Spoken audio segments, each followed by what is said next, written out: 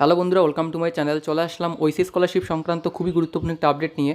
তো আজকের ভিডিওতে আমরা আলোচনা করব যে তোমরা যারা 40% টাকা পাওনি এই স্কলারশিপ থেকে, অনেকেই তোমরা 60% টাকা পেয়ে গেছো অলরেডি, কিংবা তোমাদের ফোনে 60% টাকার SMS এসছে।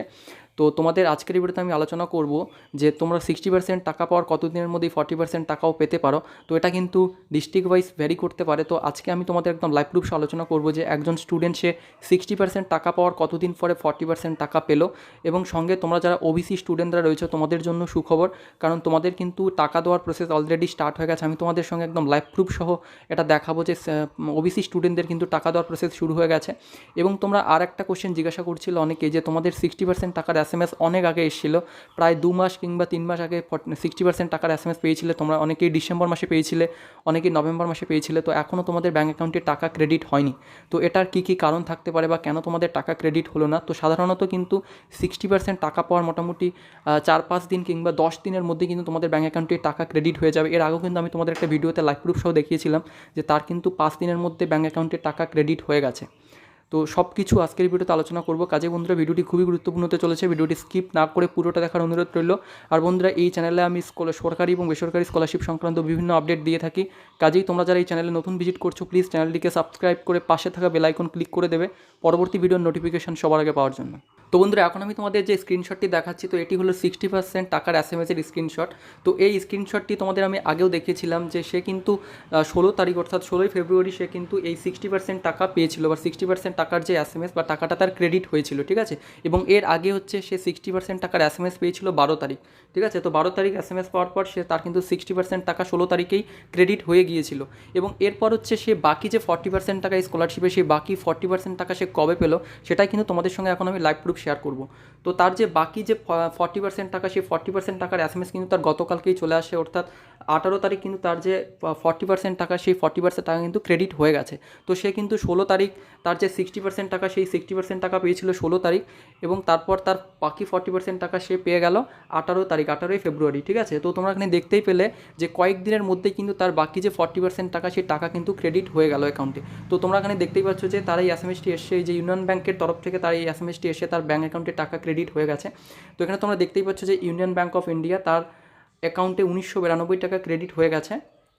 তোমরা এখানে দেখতেই পাচ্ছ যে 1992 your savings account credited ₹1992 on 18 তারিখ, ঠিক আছে। এখানে টাইমও দেখতে পাচ্ছ 18টা 46, অর্থাৎ 6টা 46 কিন্তু তার অ্যাকাউন্টেই টাকা ক্রেডিট হয়ে গেছে।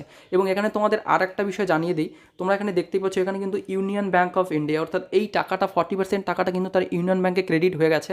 কিন্তু তার যে 60% টাকা, সেই 60% টাকা কিন্তু ইউনিয়ন ব্যাঙ্কে ক্রেডিট হয়নি। এই ইউনিয়ন ব্যাঙ্কে কিন্তু সে অ্যাপ্লাই করার সময় দিয়েছিল বা রেনুয়াল করার সময় দিয়েছিল, কিন্তু তার যে 60% টাকা, সেই টাকা কিন্তু তার কিন্তু স্টেট ব্যাঙ্ক অফ ইন্ডিয়া যে অ্যাকাউন্ট ছিল, সেই স্টেট ব্যাঙ্ক অফ ইন্ডিয়ার অ্যাকাউন্টে কিন্তু এই 60% টাকা ক্রেডিট হয়ে গেছে। এর আগে কিন্তু এই নিয়ে আমি একদম ডিটেলসে তোমাদের সঙ্গে ডিসকাস করেছি যেটা কেন হয়েছে। এটা আধার বেসড পেমেন্টের জন্য এরকমটা হয়েছে, যেহেতু সেন্ট্রালের পেমেন্টগুলো আধার বেসড হয়। কাজে কিন্তু তার এই যে আধার কার্ডের সঙ্গে হয়তো তার এই স্টেট ব্যাঙ্কের অ্যাকাউন্ট লিঙ্ক ছিল, কাজে কিন্তু সেই অ্যাকাউন্টে কিন্তু তার এই টাকা ক্রেডিট হয়ে গেছে 60% টাকা। কিন্তু তার 40% টাকা কিন্তু তার সেই অ্যাপ্লাই করার সময় যে অ্যাকাউন্ট দিয়েছিল, সেই অ্যাকাউন্টে কিন্তু ক্রেডিট হয়ে গেছে ইউনিয়ন ব্যাঙ্ক অফ ইন্ডিয়া। তোমাদের সঙ্গে কিন্তু আমি লাইভ প্রুফ একদম শেয়ার করলাম, ঠিক আছে। তো এরপর আসি, তোমরা যারা ওবিসি স্টুডেন্টরা রয়েছে, তো বিভিন্ন ডিস্ট্রিক্টে কিন্তু আগে এসসি স্টুডেন্টদের টাকা দেওয়া হচ্ছিল এবং তারপরে কিন্তু ওবিসি স্টুডেন্টদের টাকা দেওয়া হচ্ছিল। তো এখন আমি তোমাদের লাইভ প্রুফ শেয়ার করবো যে ওবিসি স্টুডেন্টদেরও কিন্তু টাকা দেওয়ার প্রসেস অলরেডি স্টার্ট হয়ে গেছে। তো ওবিসি স্টুডেন্টদের কিন্তু 40% বা 60% করে টাকা দেওয়া হয় না, ওবিসি স্টুডেন্টদের কিন্তু ফুল পেমেন্ট একবারেই দেওয়া হয়। তো তোমাদের আমি লাইভ প্রুফ এখন শেয়ার করছি। তো এখানে তোমরা যে স্ক্রিনশটটি দেখতে পাচ্ছ, আমার এক সাবস্ক্রাইবার আমাকে কিন্তু স্ক্রিনশটটি পাঠিয়েছে, তার কিন্তু ক্লেম মেসেজ চলে আসে। তো তোমরা এখানে দেখতেই পাচ্ছ তার কিন্তু ক্লেম মেসেজ চলে আসে 4080 টাকার। তো এখানে কিন্তু বলা গেছে যে ইউর ক্লেম মেসেজ অফ অ্যামাউন্টটা লেখা আছে এখানে। তো ওবিসি স্টুডেন্টদের একটু কম টাকা দেওয়া হয় এসসি স্টুডেন্টদের থেকে। তো is release from Jalpaiguri treasury and is schedule to be credited to your bank account. তো 18 তারিখ এখানে ডেট দেওয়া আছে। তো এই তারিখে কিন্তু তার অ্যাকাউন্টে টাকা ক্রেডিট হয়ে গেছে। তো তোমাদের সঙ্গে আমি লাইভ প্রুফ শেয়ার করলাম যে ওবিসি স্টুডেন্টদেরও কিন্তু টাকা দেওয়ার প্রসেস স্টার্ট হয়ে গেছে। তো এটা জলপাইগুড়ি ডিস্ট্রিক্টে কিন্তু স্টার্ট হয়ে গেছে। তো তোমরা কারা ওবিসি স্টুডেন্টদের মধ্যে তোমরা কারা টাকা পেলে আমাকে কমেন্ট বক্সে জানাও, এবং কোন ডিস্ট্রিক্ট থেকে টাকা পেলে আমাকে কমেন্ট বক্সে জানাও।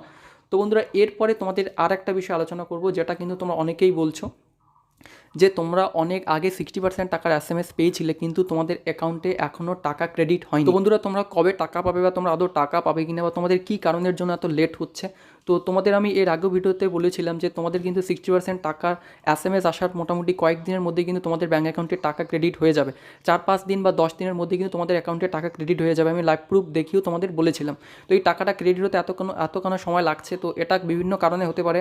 তো এটা যেহেতু সেন্ট্রালের পেমেন্টগুলো কিন্তু অনেক কারণে অনেক সময় ডিক্লাইন হয়ে যায় বা রিজেক্টেড হয়ে যায়, কিন্তু ক্রেডিটের জায়গায় রিজেক্টেড দেখায়। তো এর আগেও কিন্তু আমি অনেক কিছু দেখেছি যে যেমন 100 দিনের যে পেমেন্টগুলো হয় কিংবা তোমাদের যারা পিএম কিষাণ সম্মান নিধি প্রকল্পের যে পেমেন্টগুলো হয় সেগুলো কিন্তু আমি অনেক ক্ষেত্রে দেখেছি যে রিজেক্ট হয়ে যেতে, কারণ তাদের ব্যাঙ্ক অ্যাকাউন্টের সঙ্গে আধার লিঙ্ক নেই। ঠিক আছে, তো তোমাদের কী কারণের জন্য এক্স্যাক্টলি তোমরা এই টাকাটা পাওনি বা লেট হয়ে গেছে, আমি সেটা বলছি না যে এই কারণের জন্যই তোমাদের এই টাকাটা আসেনি, অন্য কোনো কারণও থাকতে পারে, কিন্তু আমি তোমাদের বলছি যে এটাও কিন্তু একটা কারণ হতে পারে। ঠিক আছে, তো ধরো তোমাদের অন্য কোনো অ্যাকাউন্ট নেই, তোমাদের একটাই অ্যাকাউন্ট, কিন্তু সেই অ্যাকাউন্টে তোমাদের আধার লিঙ্ক নেই, তো সেক্ষেত্রে তোমাদের এই কারণটাও কিন্তু হতে পারে যে এতদিন তাহলে হয়ে গেল, যে SMS পর এতদিন হয়ে গেল, 2-3 মাস হয়ে গেল, তাও তোমাদের অ্যাকাউন্টে টাকা ক্রেডিট হচ্ছে না কেন। তো এটা একটা কারণ হতে পারে, ঠিক আছে, তোমাদের অ্যাকাউন্টের সঙ্গে আধার লিঙ্ক না থাকাটা। এবং এরপর এইটা আমি কেন বলছি যে কারণ একজনের কিন্তু এয়ারটেল পেমেন্টস ব্যাঙ্কের যে অ্যাকাউন্ট রয়েছে, তো তার এই এয়ারটেল পেমেন্টস ব্যাঙ্কের অ্যাকাউন্টে কিন্তু তার টাকা ক্রেডিট হয়ে গেছে। তো সে আমাকে কমেন্ট করে জানিয়েছে যে তার এয়ারটেল পেমেন্টস ব্যাঙ্কের অ্যাকাউন্টে টাকা ক্রেডিট হয়ে গেছে। তো তোমাদের যাদের এরকম এয়ারটেল পেমেন্টস ব্যাঙ্ক কিংবা তোমাদের পোস্ট অফিসে যে ব্যাঙ্কের অ্যাকাউন্টগুলো হয়, পোস্ট অফিসের যে বই, তো সেই অ্যাকাউন্টগুলো তোমরা চেক করে নেবে যে তোমাদের এই 60% টাকার SMS আসে কিনা, বা তোমরা এই 60% টাকা সেটা তোমাদের ওই অ্যাকাউন্টগুলোতে ক্রেডিট হয়েছে কিনা। তো তোমরা যারা আধার কার্ড দিয়ে অন্য কোনো ব্যাঙ্ক অ্যাকাউন্ট করেছিলে বা খুলেছিলে, তো সেই অ্যাকাউন্টগুলো তোমরা একটু চেক করে নেবে।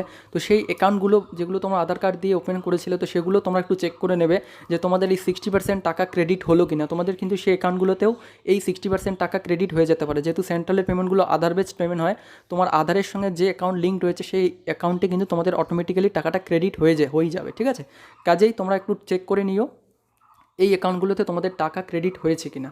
তো এখন আমি তোমাদের বলবো যে যার এয়ারটেল পেমেন্টস ব্যাঙ্কে টাকা ক্রেডিট হয়ে গেছে, তো তার আমি তোমাদের একটা দেখাচ্ছি, স্ক্রিনশটটা। তো সে কিন্তু আমাকে কমেন্ট করে জানিয়েছে যে আমারও এয়ারটেল পেমেন্ট ব্যাঙ্কে ক্রেডিট হয়েছে।